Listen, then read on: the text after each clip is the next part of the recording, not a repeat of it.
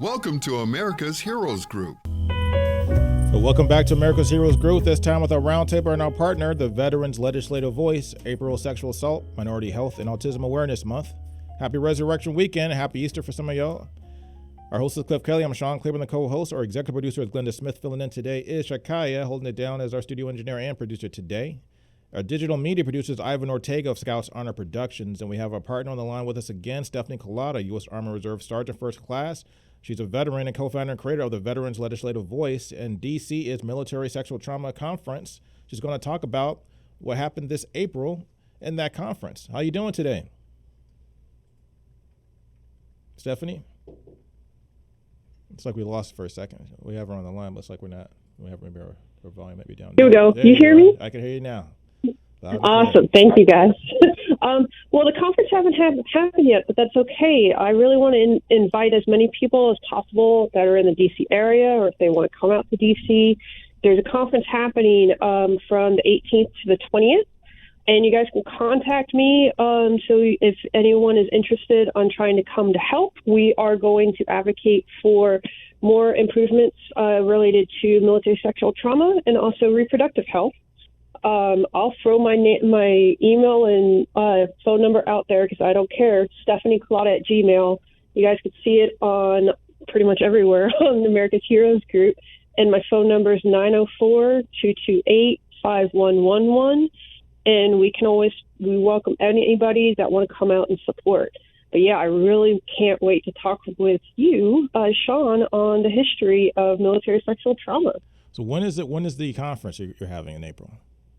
18 to the 20th. Okay. And then and how do people get out? Is this open to anybody to come out and support you, or just for particular invites, or how does this work? Anybody can come out. We are scheduling a whole bunch of different meets with congressional officials.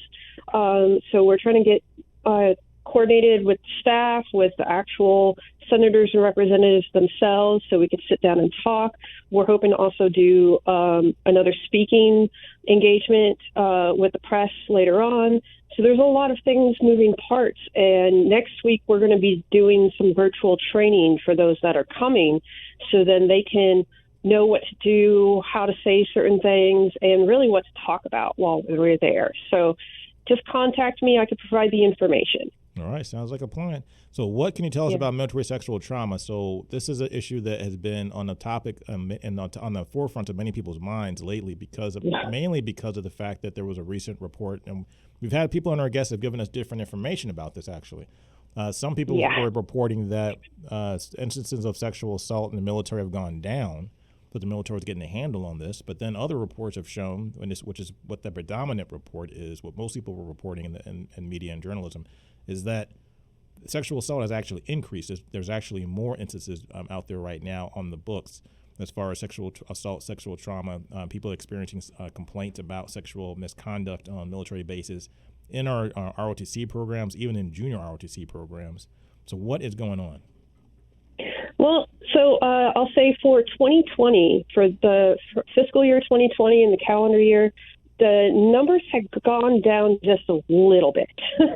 And that is mostly because of the pandemic. People aren't working around each other as often. They're doing virtual, they're working from home, or they're reduced manning. So, of course, you're not going to be sexually harassed or assaulted because you're not near each other. Mm-hmm. And then afterwards, the next year, it went up from 7,800 to 8,800 reports or estimated incidents. Give us some perspective.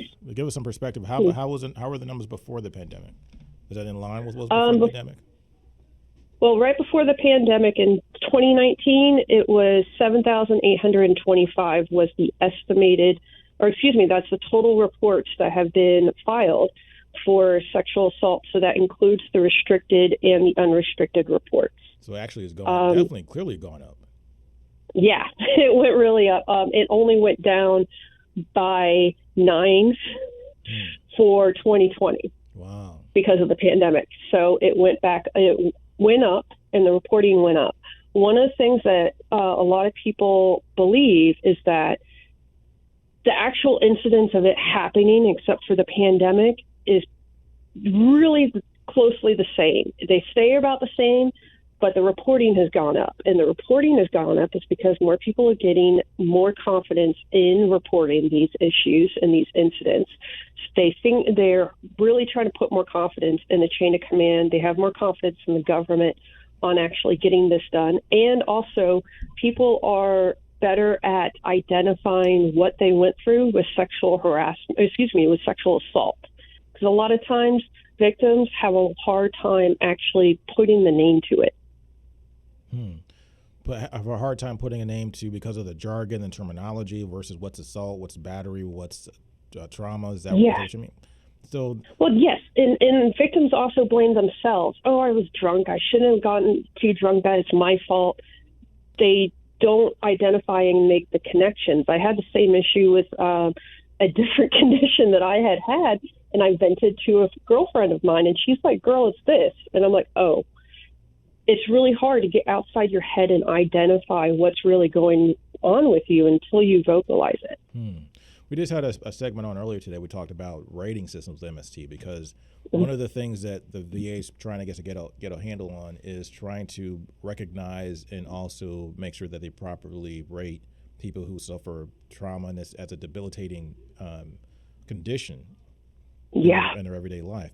So now they're trying to look at cases, and from the perspective of the VA, from the people we talked with, they're saying that basically they don't look to judge a person coming in with a complaint. So a person comes in that has a complaint about what happened to them. They're looking at what they're going through today in their normal life as a veteran. So if that person is not able to live their full life because they have a debilitating mental issue or some kind of trauma they experienced through their military experience, that is what qualifies them for a rating.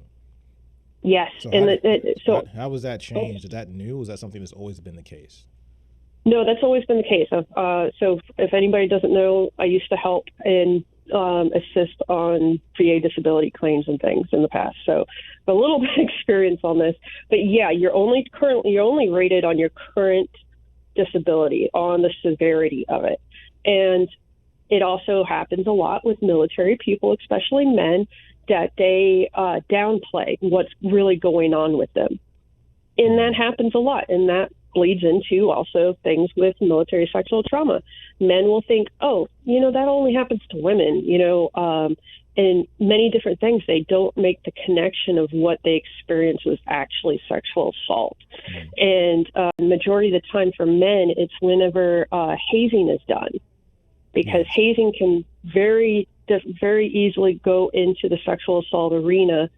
And I will save anybody of any examples, but it can get there, and it's really scary at times. And a lot of times the men will downplay it and not identify as that, because it's also very hard to identify as a victim. Right. I think a lot of men also, too, have this idea that if they've been assaulted, they're afraid that they'll be labeled as being gay or being trans or being not a straight heterosexual man. When the reality is both straight, gay, it doesn't matter who you are, what your sexual orientation is. I mean, stuff happens. And then it doesn't have to be a sexual event. It's not even something that has to be sexual per se. Even though we call it military sexual trauma, it's really more of a trauma, a physical trauma that is in a sexual nature. So someone could harm your genitals. Doesn't mean that they're trying to be kind to you or get it on with you. They could be just trying to hurt you. Yes. And that's still sexual assault. When I was in military college, the men love to pop their genitals with the back of their hand, and that's sexual assault right there I'm witnessing during morning physical training, which is interesting. This is back in 2003, 2004, so before all the different rules and all the training was not in place at the time, and we were just conditioned to accept that this stuff is normal, and it's not. It's kind of a weird thing that people would use violence to try to motivate team. Violence against your teammate to try to motivate them to do better. I don't know. That happens. Well, the thing is that with male hazing and sexual assault, since the removal and the recension of don't ask, don't tell, men are also becoming more comfortable with talking about it. There was actually an increase in male reporting after Don't Ask, Don't Tell was rescinded, and we had all of those training and classes to basically, deal with this, with what's going on. I worked for the Army Reserve as a DoD civilian during the week, so we would in-process new soldiers coming in, and we had an influx of gay and lesbian soldiers that had gone out of the military when Don't Ask, Don't Tell was still in place, and then they came back when Don't Ask, Don't Tell was rescinded. So having those people put back into the culture and allowed to be ultimately themselves, it adds more reception and better acceptance of everything. So men can become more comfortable with actually talking about those very traumatic things. I was going to ask you about that. It kind of answered that question, but I was going to ask you what went wrong with Don't Ask, Don't Tell. I remember being in the military when that came out, and right. It was kind of, I didn't even understand what it even meant when our sergeants came out and said, okay, if you like guys or like boys or whatever and stuff like that, I don't want to know about it. And that was basically what was the end of the conversation. I had no idea what the hell he was talking about.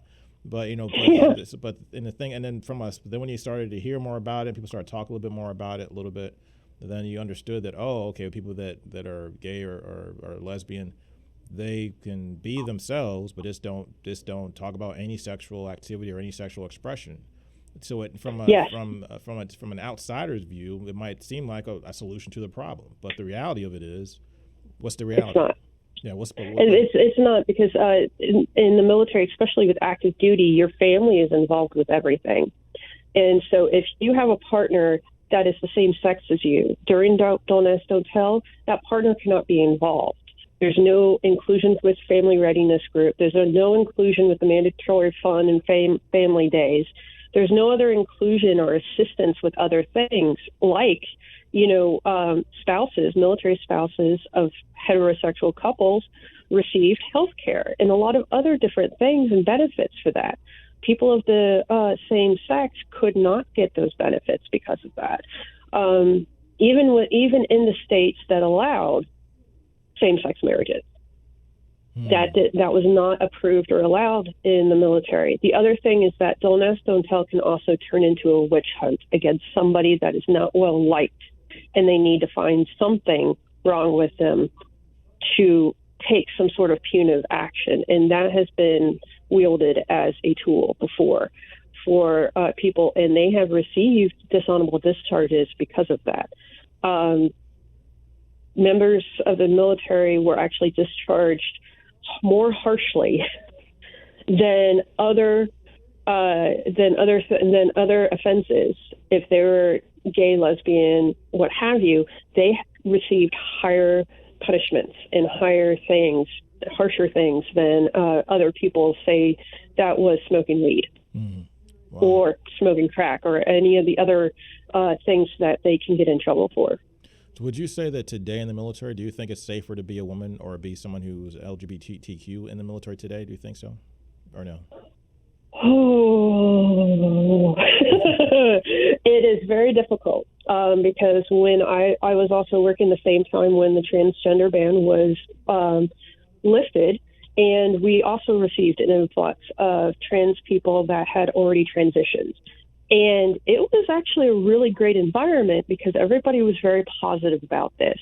Those that had issues, I was part of some of those conversations of the people that had issues. We talked about it and didn't have much issues given it was in the state of Washington. But the thing is that majority of the military that are there are not from Washington State. Mm-hmm. So you still get a little bit of the mix of people that are not part of that stereotype out there. And then when President Trump was elected and he rescinded the basically he tried to put in place the trans ban, it got really scary for a lot of people because they are not sure whether they will have a job, in 2 weeks, 4 months, what have you. And it's very scary and very stressful for family. Because they'll get involved with stress and everything just becomes a big mess with all of that. And it's really difficult because you could turn team members against each other when you have these type of policies. So it can be a very hard, slippery slope of complications. I still encourage people of all walks of life to join the military, because you know what? The more that they're there, the more acceptance and more opportunity for people to be exposed to those people, and they can actually see and have more empathy for them. I welcome that, because that, to me, that's the issue with a lot of things, is that the dehumanization of certain groups within the military, outside the military, decreases the amount of empathy people have. And so then they don't understand what happens with people of those cultures. And so a lot of times that switches to hate. And it can actually cause a lot of issues within a unit, and that will ultimately make any mission just fall apart and become unsuccessful when there is no cohesion, no trust, no morale. Yeah, definitely. I mean, a lot of people even blamed, in the past, people would blame that as a reason to keep people that were LGBTQ out of the military, because they said it would change, it would hurt morale, and people wouldn't feel comfortable, and things like that. Yeah. Reality is, I mean, I'm not. Well, I mean, I don't have my temperature on the gauge anymore. Back when I was in the military, back in the '90s, definitely I could see someone who was out, or who was gay or lesbian or transgender. I could see them not having a happy time at all in Fort Jackson, South Carolina. Yeah. I just could not. It's scary. Yeah, and it's really scary. I was fortunate in one of the Army Reserve units I was in, which involved a lot of people from Florida, which used to be a very blue state back then. We had a few LGBTQ people, and we all knew, but we never reported it. And the commander even invited those partners to come anyways. Like they didn't care because they knew it wasn't going to harm the unit. It's not going to ruin morale. And one of the original reasons why the military was against it was because they said it was actually a harm to the national security. Yes, they did. Yeah. So the DOD issued not one but two studies to actually prove this, and they could not. So the DOD buried it. Wow. And it did not get released until a couple years ago. Wow. Yeah, and this happened, I think, in the 40s, 50s, and again in the 70s. Yes. Wow, that's a long time ago. Yes. Wow, that's very interesting, because when the military has always been one of the first institutions in the military, in the United States, in America, to really try integration. Because when desegregate. When most of the country was segregated everywhere, from particularly in the South, but for the most part, but even in the North, you had segregation, you had racism things. Black soldiers didn't get a chance to fight alongside their white counterparts until after World War II. Yeah, it was actually Korean War that a majority of units were actually desegregated already. I believe there was only a few units that was still segregated until I think 1954. Mm-hmm. And then this is over a decade prior to the Civil Rights Movement, the Civil Rights Movement could have always occurred since we've been in this country, but since civil rights legislation came out in '68 under L.B. Johnson, I mean, the military was really kind of at the vanguard of really getting down to the basics of what really works. Does it really make sense to have segregation in the military? Is it productive or counterproductive? And they found out definitively, because if we want to be productive in fighting wars around the world, we have to be as efficient as possible. And they came to the conclusion that we got a better chance of staying alive as soldiers and as airmen and as Marines and as sailors, whether we fight together than we fight divided.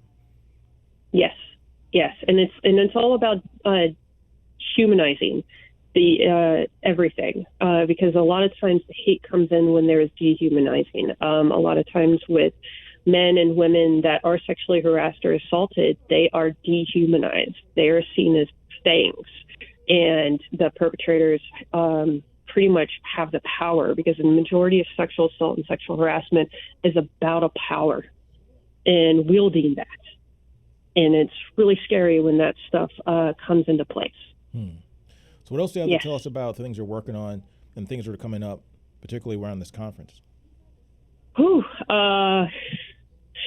a little early. I'm working on a book, obviously, that you could probably tell with all the history knowledge that I have on all of this. So there's hopefully a book coming out in the next year, the political history of military and the veterans. That will include a lot of legislative and executive branch things that have came around. Also, a few Supreme Court cases. A great one to tie in with the sexual assault was a Supreme Court case that came out in 2020 that actually said that the Army or the military can actually rescind statute of limitations for sexual assault, I believe back to the 80s. So statute of limitations can cause a lot of issues. And thankfully that they had rescinded that. So much more military sexual trauma victims can file reports and actually try to get some sort of adjudication against their alleged perpetrators. That really breaks my heart and really upsets me that people that would volunteer, particularly women that would volunteer, and I know this happens to men too, but particularly for women, I don't know what it is, but to me it's like you're not the majority in the military. You go and you join the military, if you experience military sexual assault or some kind of trauma or rape, something along those lines, that you get victimized and kicked out of the military because of what somebody else did to you. Yes, because a lot of the excuses, the reason that they try to reason with victims of, oh, well, what about this person's career? You're going to harm that person's career. It's like, what about mine? What about my life and my career? That person did that to me. That type of stuff is more dehumanizing as well and victimizing. One of the things that I've been trying to say a lot of times, as much as I can, the military's failure to get their arms around military sexual trauma has become a huge problem for JROTC and senior ROTC programs. And because those perpetrators could retire with great paperwork, great recommendations, great references, and no blemish on their record. And then they can become instructors to our teenagers and to our college students. Wow. Which is really scary because they can be easily groomed. They have unlimited access to a lot of these students, and it can become really scary. And that's one of the reasons why I try to encourage as many civilian people to get involved with this, because that's the unintended result of not actually trying to get military sexual assault and harassment under control. Do you think that young ladies today and people in general are a little bit more aware of what they can do to protect themselves and also how to advocate for themselves if they find themselves in an uncomfortable situation? And do you think they have better avenues than what they had 10 years ago for trying to get resolution and correction? Yes, and I'll say it because it's also Me Too.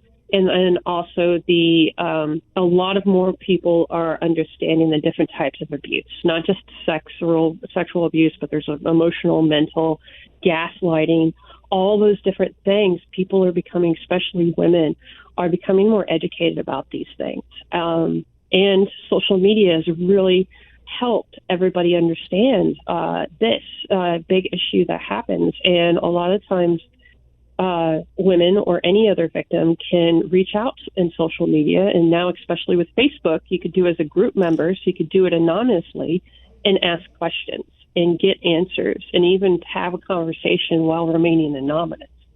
And there's also other resources like DOD, Safe Line. There's the 988 for the suicide, the Veterans Crisis Line. There's a lot of really great resources out there. The thing is the military justice system needs to improve. That's the biggest thing. They need to improve that. Now, what is happening what's the military's view now on abortion rights and things along those lines? I know that's something you talked about on the show before. And then also something that you've been advocating for to try to get people to understand that this is a health issue for women.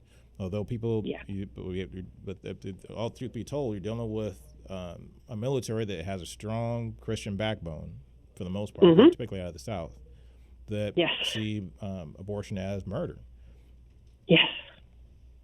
Yeah, and even for those that have become pregnant for instances of rape or incest or any other things, and it's really scary that when that type of thing really limits people. The military has approve travel for female service members that become pregnant under those stipulations. They will cover the travel to go to a state that allows it, which is really scary sometimes because after you've had so much done to you, you have to travel, and that's very stressful. And it's really scary. The current overturn from the district court in Texas, Amarillo, I believe, for the birth control pill, the abortion pill, of the recension of that approval from the FDA is also going to limit the military on that. President Biden's administration, I believe, have 2 weeks to appeal that. So that's going to be holding a lot on the balance. The military will have to perform more abortions when this becomes the case, because the year before Dobbs' decision happened, the military only performed 14 abortions completely. Mm-hmm. So now the military is going to be faced with having to do more of these. And so they're going to have the manpower, the funding, all those things. And so we just have to keep a good watch and push them wherever we can. Yeah. I'm still kind of and have the idea, or they have the opinion that we need more definition as to what is a child's life, when does it begin, and when is too far along the pregnancy. I'm all for it, and I can completely understand when a woman's life is in jeopardy or in certain extreme cases. But for just as a measure of birth control or a measure of determining a pregnancy for even economic reasons, there has to be some kind of guideline or some kind of consensus based on science and based on biology, like when is a human life, which seems to be the question that we never really kind of get when we get into these conversations. We never really get to that question. Yeah, and it also depends on what religion you have, what culture you have, because it all depends. I would like to put all that stuff aside, culture, religion, all that stuff aside. Just give me a scientific answer. Just give me a biological answer. That's all I care about. Yeah. You know what I mean? I don't want to kill a baby. That's that's where I come from. But I mean, at a certain point, when there's a muddle of cells in a human being. Yeah, and it's going to depend on what a person believes, and you'll see that everywhere, despite being a scientist. No doubt. It's really scary. Stephanie Kalota, thanks for your time. You've been great always, and I look forward to that book. I know it's going to be a future bestseller. Thank you. Thank you. You guys have a great weekend. You too. Happy Easter. Happy Easter. Now, you've been listening to America's Heroes Group, the Game Changer, and public radio, and also all things with veterans. We are at americashg.org. Come check us out, and also go to our Facebook page and our YouTube page and like and subscribe where necessary. Make sure you go back and look at some of the things we talked about today, and you can bookmark these things, go back and look for future reference, because these topics are topics that will come up over and over again. If you're a veteran, you may not know when you might need this piece of information. Thanks for everybody on our show today. Thanks to our technical producer, that is Miss Kaya, holding it down for us. Our digital media producer, Ivan Ortega. All you listening audience, all the veterans that served us, this country for many, many years, and those of you that are going to think about joining the military, thank you for your future service. We'll see you next week.